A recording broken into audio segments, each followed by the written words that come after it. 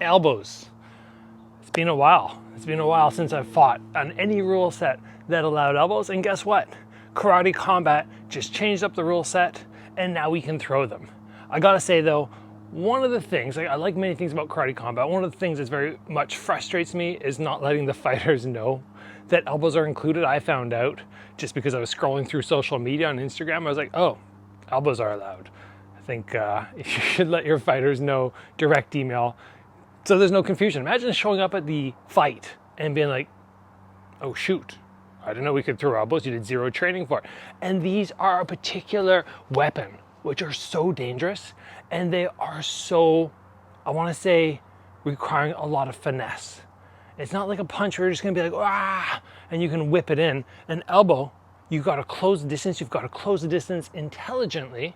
And to do all that, you have to understand a few of the finer details. So we're going to touch on those today, partially for you guys, of course, and partially for me, because I went, you know what, I got to start getting these elbows back into my rule set, into my brain, because my 2 MMA fights, I threw some elbows, but I didn't really train for them that aggressively because I know I had to close the distance and I didn't really want to be in that area where somebody could shoot in. And then I did train for a couple Muay Thai fights, and I've obviously trained in Thailand. So I do understand a little bit about these elbows for sure. So the first thing, let's just run through some of the basic ones that we can be throwing, just in case you're not familiar with all of them. And of course, if you guys want a more in-depth episode on elbows, we can of course touch on that at a later point.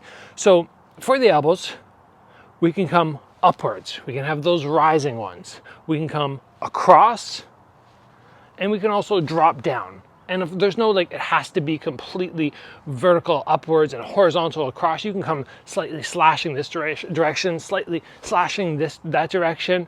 Of course, in some rule sets, you can drop in this direction. Usually you can't do the 10-6, but you can come in this way. So if you see it from the side, if the person's in here, I kind of lift up and then I jam the elbow right down into the face. You can do that. You can come around and bust out your spinning elbows.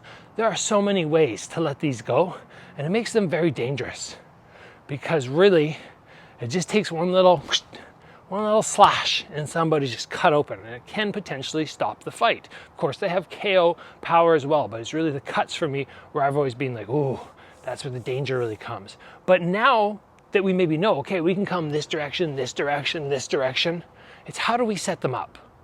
Because if you just truck towards your opponent and you just try and throw them, they're going to move, they're going to back up, they're going to long guard you, they're going to stop you in some way. So we need to have a few subtle ways, clever ways to execute these elbows with the highest probability of landing. And that's the focus of today's episode, really. You can forget everything else I just said. We're just talking about, let's say, 3 or 4 ways to throw elbows and land them that are clever.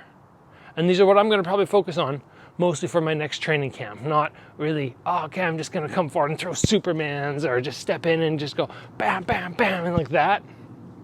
Sure, you can do it, but the likelihood of it landing is that much less. So the first one that I had a lot of success with when I was sparring, I had to actively pull it because it landed so frequently, is coming off the jab into the rising elbow. Why does this one work so well? Because very often when people go to block that jab, assuming they don't step back, they're going to they're going to Dutch guard. They could parry, which again will do the same thing essentially, but whether they parry or they go to the Dutch guard, there's always a space down the middle for them to still see, but they close that so the glove cannot come through the middle.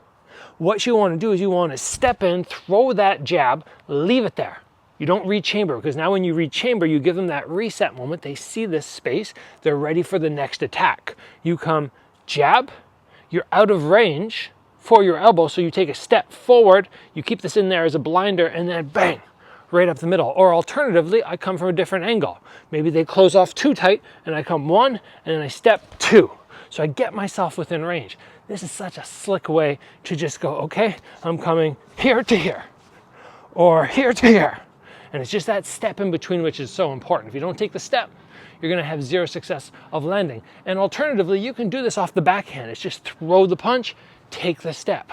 Throw the punch, take the step. Those 2 right there, off either side, in my experience, they've worked very nice in sparring, and you have to actively be going, okay, I have to pull this because there's a good chance it's going to land. The next one that I want to talk about being very easy to land and really letting the other guy do all the work is using this rising elbow as they go to attack, right? Very often we wouldn't think, oh, okay, somebody's coming to attack me, I'm going to attack them at the same time. But with the rising elbow off the lead side, I find that it's very easy to step and you can still keep things fairly protected. It's not like a punch where you're going to go, okay, I'm exposing myself dramatically. You can keep this hand fairly close, boom. And as soon as they go to move, you can be bouncing around, they come forward with something, you close the distance on them, you jam them, and you fire that lead elbow right up the middle. Oh, it's something that was thrown on me when I first started adding elbows, probably like 12 years ago, and I kept getting frustrated. Like, okay, I'm gonna step forward and throw something, and they jam me, and that elbow would come right up the center. So frustrating. All right, the last one that I want to talk about for you guys today is executing the double jab into the left hook and then coming through with a little bit of a slash off the right.